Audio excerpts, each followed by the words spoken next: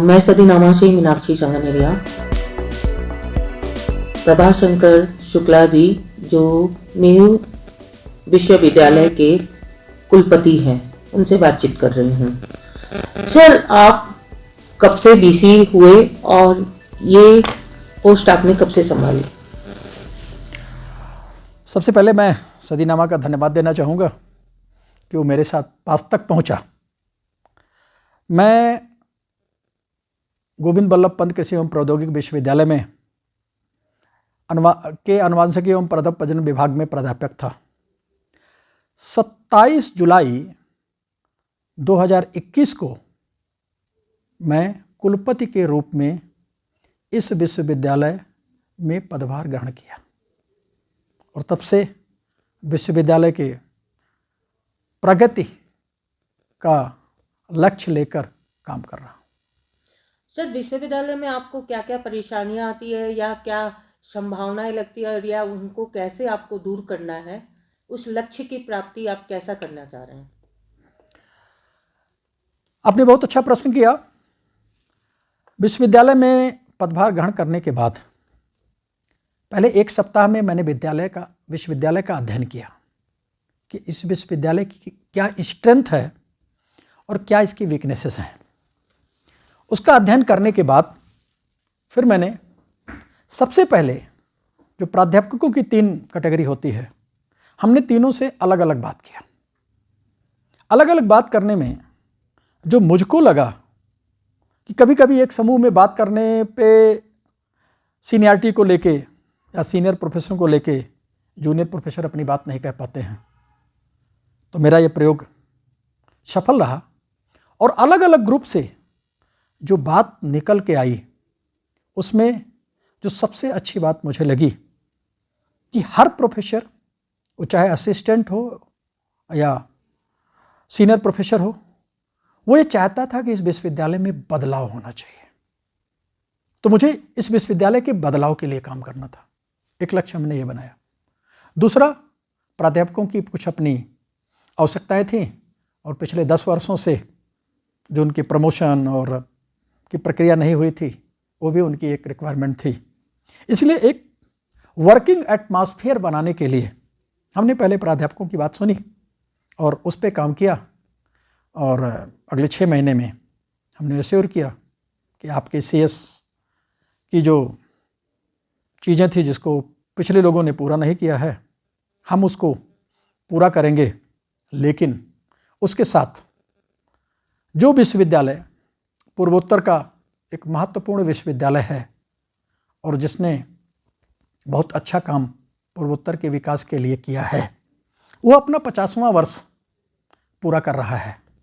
इसलिए इस 50वें वर्ष में हम क्या क्या करेंगे, उसको एक लक्ष्य बनाया और उसके लिए हमने सभी स्कूल्स को, उसके अधिष्ठाता को ये जिम्मेदारी दिया कि हमारे सभी विभागों के एक तो विजन और मिशन तय होने चाहिए और वो विजन और मिशन ऐसा होना चाहिए जो विश्वविद्यालय की का जो उद्देश्य है, ऑब्जेक्टिव है, विजन और मिशन है, वो पूरा होना चाहिए। तो इस तरीके से हमने एक कमेटी गठित की और सारे स्कूल और डिपार्टमेंटों के विजन और मिशन को जिस पे वो काम कर रहे थे वो फिक्स हुआ और उसके लिए हम एक 5 डिकेड ऑफ नेहरू की बुक सभी कलेक्शन के साथ छापने जा रहे हैं, जिससे प्रदर्शित होगा कि पिछले 50 वर्षों में नेहरू ने क्या किया और नेहरू ने अपना सही रूप में समाज में और नवयुवकों के विकास में योगदान दिया कि नहीं दिया। तो हमारी पुस्तक अगले कुछ महीनों में आप लोगों के पास होगी, जिसका अध्ययन करके नेहरू के 50 वर्षों के योगदान के विषय में आप जान सकते हैं। आज छात्राओं को जो प्रॉब्लम है, छात्र और छात्राओं को, नेहरू के जो स्टूडेंट हैं और जो हॉस्टल में रह रहे हैं या फिर वो पढ़ने आ रहे हैं, उनके पढ़ने की जो उनको असुविधाएं हैं कुछ भी, तो वो आप कैसे दूर करेंगे सर? निश्चित ही छात्रों का विषय बहुत ही मार्मिक विषय है। जब विद्यार्थी अपने किसी भी कोर्स को पूरा करके विश्वविद्यालय कैंपस में प्रवेश लेता है तो उसकी अपनी एक अपेक्षाएं होती हैं। मेरा हॉस्टल कैसा होना चाहिए, उसका भोजन कैसे होना चाहिए, पानी की सुविधा कैसे होनी चाहिए, उसकी कक्षाएं कैसी चलनी चाहिए, उसके प्राध्यापक कैसे होने चाहिए। ये सारी अपेक्षाएं लेके वो विश्वविद्यालय कैंपस में प्रवेश लेता है। विकास का क्रम हम सभी लोग जानते हैं और हम सभी लोग अलग अलग दायित्वों के साथ इन सुविधाओं को जुटाने के लिए और विद्यार्थियों को देने के लिए प्रयत्न भी करते हैं। कभी बहुत अच्छा प्रयत्न होता है तो विद्यार्थियों को असुविधाएं नहीं होती हैं, लेकिन हमारे कर्मचारियों के द्वारा या जो लोग इसमें लगे हैं, कभी उनका प्रयत्न परिस्थितिजन्य अच्छा नहीं होता है तो उसका जो है दुष्प्रभाव भी हमारे विद्यार्थियों पर पड़ता है। विश्वविद्यालय में पदभार ग्रहण करने के बाद हमने अपने विद्यार्थियों से भी अध्ययन किया, विद्यार्थियों का भी अध्ययन किया और विद्यार्थियों से भी बहुत चीज़ें सीखी, उनसे डिस्कशन भी किया और जो उनकी समस्याएं आई उन समस्याओं के साथ मैंने अपने छात्र कल्याण अधिष्ठाता और संबंधित विभाग, वो CDD है या उनके अधिष्ठाता हैं या प्राध्यापक हैं, उनसे भी चर्चाएं की। और कोविड के बाद निश्चित ही विद्यार्थियों को काफ़ी समस्याएं आई। कोविड के बाद जब कैंपस खुला तो कुछ असुविधाएं छात्रावासों में विद्यार्थियों को हुई है, लेकिन हमने इस पे कमेटियां गठित की। कमेटी गठित करने के बाद उनकी मूल समस्याओं को समझा और समझने के बाद धीरे धीरे हम एक एक करके उनकी समस्याओं का समाधान कर रहे हैं, क्योंकि हम ये भी मानते हैं कि जब हम पृथ्वी पर आते हैं या पैदा होते हैं तो उसके बाद जैसे जैसे हम बढ़ते हैं तो समस्याएं हमारे जीवन का एक अंग होती हैं। उन्हीं समस्याओं को हम अध्ययन करते हैं और उपलब्ध सुविधाओं और लोगों के ऐसे साथ चर्चा और वार्ता के बाद उनका निराकरण ढूंढते हैं। और ऐसा ही प्रयास हम अपने विद्यार्थियों, प्राध्यापकों और कर्मचारियों को लेके इस विश्वविद्यालय में कर रहे हैं। उस समस्याओं का निदान हमने कर दिया है। छात्रावासों की कुछ जो कमी थी, हमने 2 पुराने बहुत पड़े हुए छात्रावास थे जिनका विद्यार्थी उपयोग नहीं कर पा रहे थे, उनको भी जो है अपडेट करने और अपग्रेड करने के लिए हमने CPWD के माध्यम से काम शुरू करा दिया है। और आने वाले समय में छात्रों के लिए 4 और छात्रावास बनवाने जा रहे हैं। जो दो छात्रावास शिलांग कैंपस में होगा, एक छात्रावास हमारा जोआई के जो छात्र हैं उनके लिए जोआई को इसमें होगा और एक तुरा में होगा। तो इस तरीके से हम छात्रों के साथ ही बैठ के उनकी समस्याओं को जानकर, कभी कभी हम उनसे भी पूछते हैं कि आपके इस समस्या का निदान क्या होगा। और कभी कभी बड़ा अच्छा जो है उत्तर विद्यार्थियों के पास से मिलता है। और आज KSU के साथ हमारी बैठक थी, खासी स्टूडेंट यूनियन के साथ, और जब हमने उन विद्यार्थियों से पूछा कि आपके एक आवागमन के लिए समस्या है, विश्वविद्यालय के पास भी अभी इतना पैसा नहीं कितनी बसें खरीद सकता है, तो उसके लिए क्या सुझाव हो सकता है। तो एक विद्यार्थी ने बहुत ही अच्छा सुझाव दिया, क्यों न हम इसके लिए स्टेट गवर्नमेंट के साथ भी बात करें। अगर उन्होंने अपने बसों को विश्वविद्यालय के कैंपस की तरफ से मोड़ दिया या उस रास्ते में हमको ले लिया तो हमारी भी काफ़ी हद तक समस्याएं जो है सॉल्व हो जाएंगी। और मुझे ही बहुत ही अच्छा वो लगा और हम उस पर जो है काम करने के लिए जा रहे हैं। इसलिए हम विद्यार्थियों के साथ ही उन समस्याओं को शेयर करते हैं और उनसे भी कभी कभी जो है हमको बहुत ही अच्छा सलूशन मिलता है। इस दृष्टिकोण को साथ रखते हुए हम काम करते हैं और मुझे लगता है कि ऐसा हम काम करेंगे तो निश्चित ही हमको सफलता मिलेगी। अब गारो और खासी और जयंती जातियों के बीच है, यहाँ पर जब आंदोलन होता है तो आपके साथ इनका व्यवहार या आम जन के साथ इनका व्यवहार कैसा रहता है, अगर आप बता सकते हैं तो हमें ज़रूर बताएं। आपने ये भी बहुत अच्छा प्रश्न किया। कभी हम पुस्तकों में पढ़ा करते थे गारो खासी और जयंतिया पहाड़ियों के विषय में। आज ईश्वर ने मुझे इस पर काम करने का अवसर दिया है और शिक्षा के क्षेत्र में काम करने का अवसर दिया है। निश्चित ही पूर्वोत्तर पर्वतीय विश्वविद्यालय ने नॉर्थ ईस्ट के लिए, इन जनजातियों के लिए बहुत अच्छा काम किया है, जिसकी चर्चा हमने पिछले उसमें कर दिया। लेकिन युवा मन और संकिल होता है और विद्यार्थियों को कभी कभी समस्याओं का निदान जो कभी कभी उनके पास ही होता है वो समझ में नहीं आता है। इसीलिए तो विद्यार्थी है और हम शिक्षकों के पास आते हैं, विश्वविद्यालय कैंपस में आते हैं, अपनी मांगों को लेके कभी कभी वो आंदोलनरत होते हैं और आंदोलन के साथ साथ कभी उनके समझ में नहीं आता है तो वैसे ही कृत्य कर बैठते हैं जिसका परमिशन हमारा लॉ एंड ऑर्डर उनको नहीं देता है। लेकिन मेरा ऐसा व्यवहार उनके प्रति फिर नहीं होना चाहिए और हम ऐसा प्रयास करते हैं कि ऐसे सब कामों के साथ हम उनके साथ बैठते हैं, हम उनके साथ चर्चा करते हैं, उनकी पूरी बात को हम सुनते हैं और सुनने के बाद विश्वविद्यालय में उपलब्ध संसाधनों के अनुसार उसका सॉल्यूशन, उसका उपाय उनको देने का प्रयास करते हैं।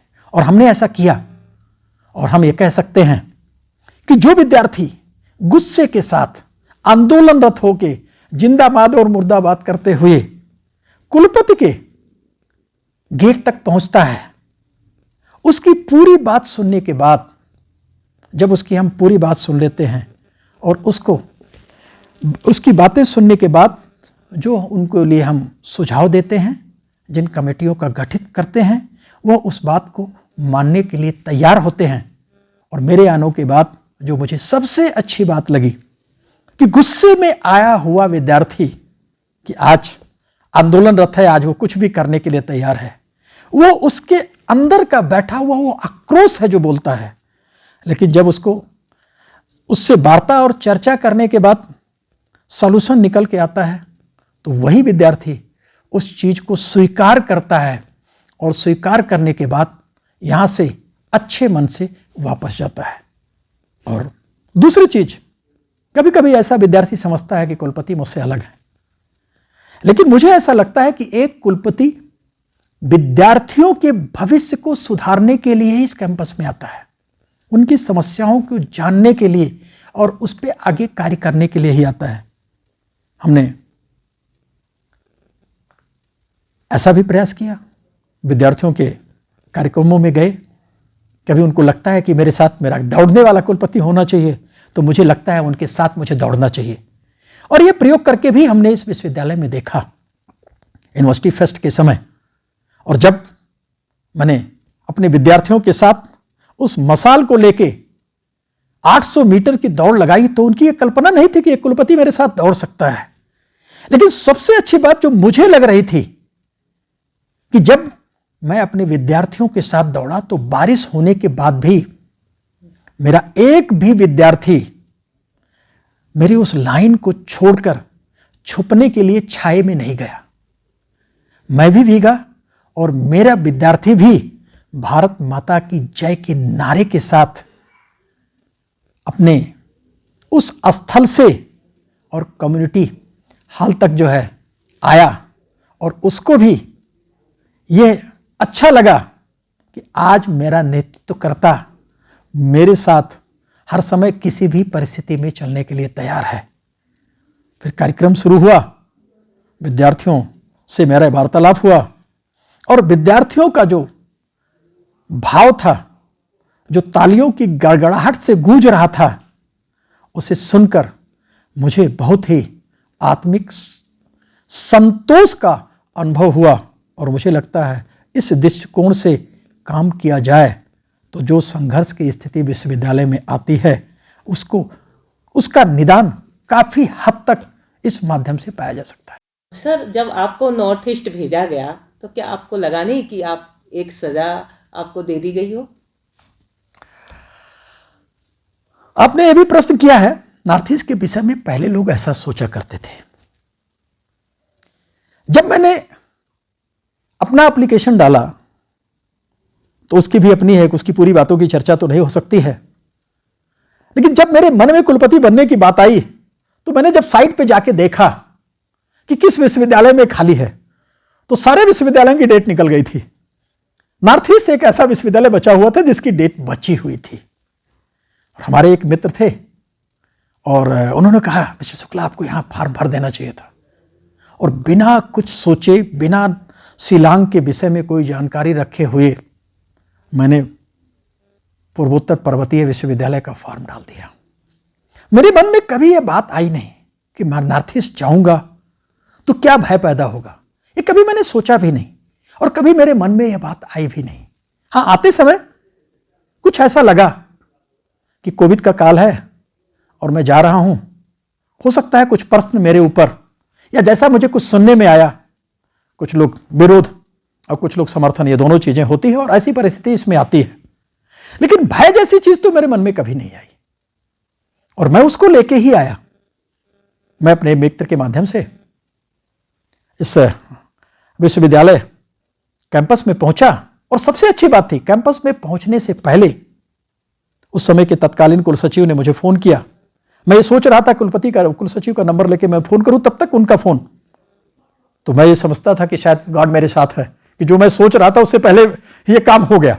तो उनका फोन आ गया कि सर आप कब ज्वाइन करने आ रहे हो। जैसे मैंने उनसे कहा कि with in 3 to 5 minute I will be in the campus of the जनेऊ, उनको भी बड़ा जो है मतलब आश्चर्य हुआ कि बिना किसी बताए सर कैसे आ जा रहे हैं, क्योंकि मुझे ऐसा लगता था कुलपति पद ज्वाइन करने के बाद मैं विश्वविद्यालय का कुलपति बनूंगा। कुलपति पद ज्वाइन करने से पहले मैं कुलपति अनाउंस हो गया हूं, लेकिन माना नहीं, कार्यभार का ग्रहण नहीं किया हूं। इसलिए वहां की सुविधाओं का उपयोग मुझे जो है ज्वाइन करने के बाद ही करना चाहिए। और इसी भाव के साथ मैंने एक टैक्सी लिया और कैंपस में पहुंचा और तुरंत जो है उन्होंने मुझे बताया कि सर ओल्ड गेस्ट हाउस में आपको आना चाहिए। और मैं वहाँ पे पहुँचा और समय के साथ हमने जो है कुलपति का पदभार जो है ग्रहण किया। और करने के बाद फिर मैं कुलपति कार्यालय में 1 मिनट के गया। डॉक्टर श्रीवास्तव ने जो है मुझे अपना कार्यभार का उत्तरदायित्व समझा, सौंपा। और सौंपने के बाद मैंने उनको अवसर दिया कि एक दिन आपकी ऑफिस है, आपके पास जो कुछ चीज़ें हैं आप अपना बैठ के अपनी सारी चीज़ों, पुरानी चीज़ों को पूरा कर सकते हैं और उसके बाद जो है अगले दिन से फिर मैं काम शुरू करूँगा। तो मुझे कभी कभी उस भय को ही, जो कभी कभी मन में आता था, खत्म करने के लिए 1 सप्ताह के अंदर मैंने तीनों गारो, खासी और जयंतिया, इन तीनों का भ्रमण किया। और जब मैं गारो के उसमें सैटरडे के उसमें जो काम पहुंचा और प्राध्यापकों से हमने कहा कि सैटरडे को मैं वहां पहुंच रहा हूं। अच्छी बात ये लगी कि सामान्यतः मैं सुना करता था कि सैटरडे और संडे को, लेकिन सभी लोगों ने एक मन से स्वीकार किया कि सैटरडे को जब भी आप आएंगे हम आपके साथ रहेंगे, हमारी कोई भी बैठकें हो सकती हैं, और संडे को अवॉइड कीजिएगा। तो मैं ऐसा प्रयास करता हूं कि संडे की स्थिति में मुझे कहीं जाना पड़े, लेकिन सैटरडे को जब भी मैंने अपने शिक्षकों, कर्मचारियों और विद्यार्थियों से कहा है तो वो मेरे साथ रहें। तो मुझे ऐसा लगा कि सब लोगों के मन के अंदर एक भाव है कि इस पूर्वोत्तर पर्वतीय विश्वविद्यालय की जो पिछली 10 सालों की जो परिस्थितियां बनी हैं उसमें परिवर्तन होना चाहिए। उस परिवर्तन के लक्ष्य को लेके मैं उनको अपने साथ लेता हूं, उसमें काम कर रहा हूं।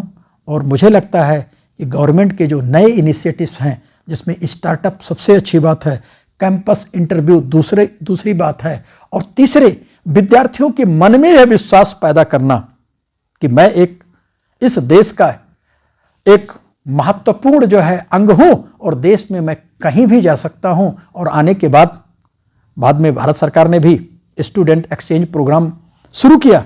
उससे पहले ही हमने अपना कार्यक्रम बना लिया था और मेरे विद्यार्थियों का अलग अलग जगहों पे जाने का कार्यक्रम था, और उन्होंने जो है अलग अलग जगहों पे जाकर के एक बहुत ही अच्छे और सुखद अनुभव के साथ जो है कैंपस में आए। और मुझे लगता है यह क्रम यदि सतत जारी रहेगा तो अगले 5 सालों में जो विद्यार्थियों की भी अपेक्षाएं हैं, प्राध्यापकों की अपेक्षाएं हैं, उनकी अपेक्षा पे मैं खुदा उतरने के लिए प्रयास करूंगा। इसी आशा और विश्वास के साथ मैं इस कैंपस में काम कर रहा हूं। चलिए सर, बहुत बहुत शुक्रिया, आपने जो हमें बताया उसके लिए बहुत बहुत धन्यवाद। और सदीनामा की टीम आपको बधाई देती है, और मेरे सदीनामा के संपादक की तरफ से मैं आपको बधाई देती हूं कि आपने एक चैलेंज स्वीकार करके एक राज्य की और एक विश्वविद्यालय की जो परिस्थितियां हैं उसे सुधारने के लिए हम आपके साथ खड़े हैं। जब आप कहें हम आपको उपस्थित दर्ज करा देंगे, इसलिए आपको भी बहुत बहुत धन्यवाद। सुनकर देखो, सुनकर देखो, सुनकर देखो जी। ममता राहुल मोदी बोले, लिखे जितेंद्र जी।